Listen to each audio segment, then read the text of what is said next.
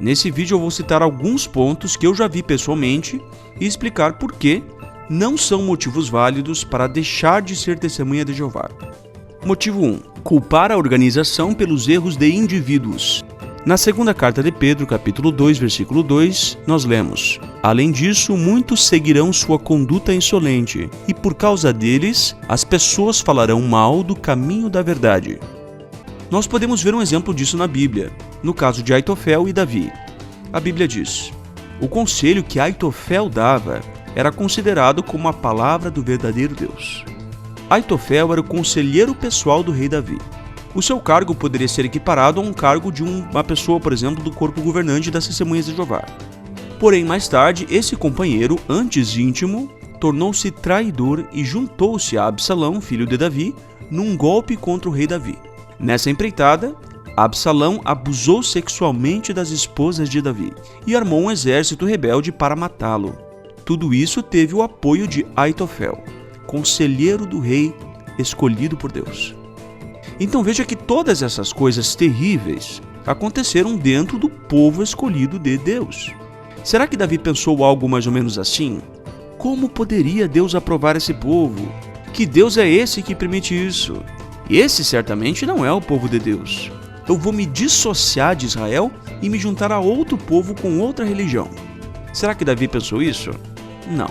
Davi sabia que o erro estava nos indivíduos, não na relação daquele povo com Deus. Ou seja, Israel não deixava de ser o povo de Deus por causa disso. Vejamos também outro exemplo, o caso de Eli, o sumo sacerdote. A Bíblia diz: Eli era muito idoso e tinha ouvido falar de tudo o que seus filhos estavam fazendo a todo o Israel, e que eles se deitavam com as mulheres que prestavam serviço à entrada da tenda de reunião. Então a Bíblia nos conta que os filhos de Eli faziam sexo com várias mulheres, o que possivelmente incluía até mesmo mulheres jovens, talvez algumas menores de idade, menores de 18 anos, o que constituiria para nós hoje como um caso de pedofilia. Aquilo ali era repugnante já naquela época, mas aconteceu no povo de Deus e está registrado na Bíblia.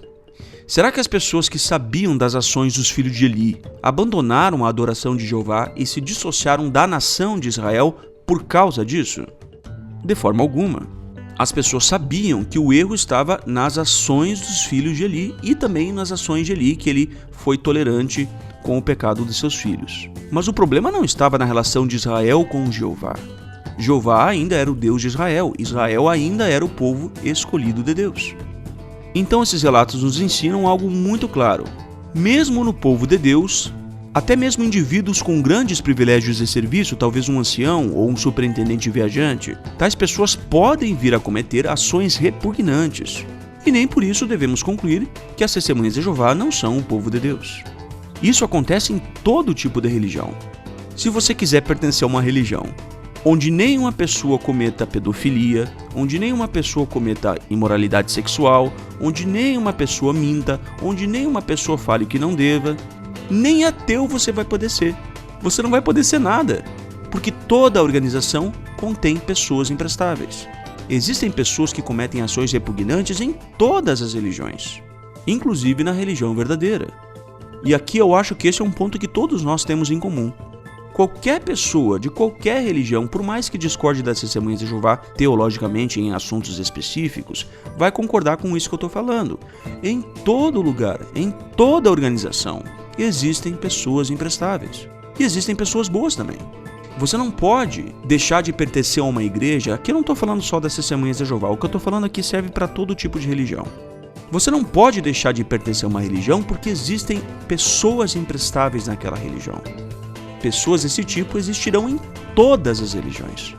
Se esse for o ponto pelo qual você se guia para escolher uma religião, você não vai escolher religião nenhuma. Então coloque uma coisa na sua cabeça. A ação não invalida a crença. O que significa isso? Por exemplo, eu acredito que Jesus é Filho de Deus e que Ele é o Salvador que morreu em nosso benefício e que por meio da fé nele nós também seremos salvos. Agora digamos que eu cometo um crime horrível, um assassinato, por exemplo. Será que o meu crime prova que a minha fé é falsa? Não. Por quê? Porque aquilo que eu faço de errado não invalida aquilo que eu acredito. A minha ação não invalida a minha crença. Se eu fizer algo de errado, o que isso prova? Prova que eu não vivo aquilo que eu acredito, mas não prova que aquilo que eu acredito é falso. A minha ação não invalida a minha crença. Então, na organização de Jeová, existem pessoas que não vivem o que acreditam, assim como em todo outro lugar existe esse tipo de gente. Porém, eu não vou dispensar Jesus por causa de Judas. A crença do grupo não é invalidada pelas ações de indivíduos. O que determina a religião verdadeira é a crença do grupo e a relação desse grupo com Deus, não ações pecaminosas de indivíduos específicos. Eu vou contar uma experiência pessoal. Certa vez eu trabalhava em um local e eu estava numa sala com uma colega de trabalho e a gente começou a conversar. Eu falei que eu era testemunha de Jeová e ela disse algo mais ou menos assim: que coisa louca essa religião que tu pertence. Sério mesmo, ela disse isso na lata. E eu, opa. Aí ela começou a contar a história de parentes dela que são testemunhas de Jeová, ou eram testemunhas de Jeová, e que um dos parentes dela era uma pessoa extremamente imoral. Extremamente imoral. Eu não vou citar aqui e nem dar detalhes do que ele fazia, mas eram coisas assim repugnantes. E começou a falar, onde já se viu uma pessoa fazer isso, isso e isso, diz que é dessa religião, mas faz isso, isso e isso, e começou a falar mal das testemunhas de Jeová por causa das ações daquele indivíduo. E aí eu raciocinei com a pessoa, basicamente o que eu estou dizendo aqui nesse vídeo, mas ela não mudou a opinião dela sobre as testemunhas de Jeová. Continuou com o seu pensamento pessimista e odioso em relação às testemunhas de Jeová, embora eu tenha feito uma boa defesa da minha organização. O tempo passou e certo dia eu estava conversando com a irmã dessa colega de trabalho. E por coincidência, enquanto eu conversava com a irmã dela, chegou uma pessoa até nós dois e me perguntou: você aí, você é testemunha de Jeová, não é? E eu disse sim. E aí ela disse: eu conheço o fulano de tal que é da tua religião. E eu, tá, então tá. E aí ela saiu. Logo que ela saiu, a irmã da minha colega me disse surpresa: tu é testemunha de Jeová? Pois é, eu tenho parentes que são testemunhas de Jeová. E aí eu entendi que ela ia fazer referência aos parentes que a irmã dela tinha feito pra mim naquela ocasião. E aí eu já estiquei a mão e disse: já sei da história dos teus parentes, eu sei que o teu parente tal lá é imprestável, que ele faz isso, que eu sei dessa história. Pra minha surpresa, ela disse assim: mas o que essa pessoa faz é contra o que a religião dela ensina. O que ela faz não tem nada a ver com o que a religião dela ensina. Essa pessoa é o problema, disse ela pra mim, não a religião.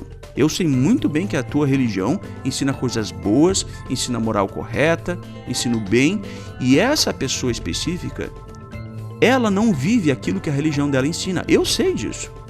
Rapaz, como a gente diz no sul, me caiu os butiá do bolso. Eu fiquei chocado, mas naquele momento eu entendi. Para quem não quer servir a Deus, para quem quer achar defeito nos outros, qualquer desculpa serve. Mas para quem tem a mentalidade correta, exemplos ruins não vão ser determinantes. Então, quando uma pessoa diz assim: eu era testemunha de Jeová, deixei de ser testemunha de Jeová por causa disso, por causa que o ancião tal fez isso, isso e isso, essa pessoa está colocando a sua falta de fé na conta das ações de indivíduos que não são ela. Quando você tiver que prestar contas a Deus, você não vai poder dizer para Deus: olha, Deus, eu não te servi por causa do fulano que não prestava. Deus vai te dizer: e o queco? O que o outro faz ou deixa de fazer é problema dele. Eu quero saber o que você fez. Então são as nossas ações que determinam a nossa moral perante Deus. E se as nossas ações não são corretas, se são até mesmo repugnantes, isso não invalida a crença do grupo. E eu acho que essa experiência ilustra de forma bem interessante isso.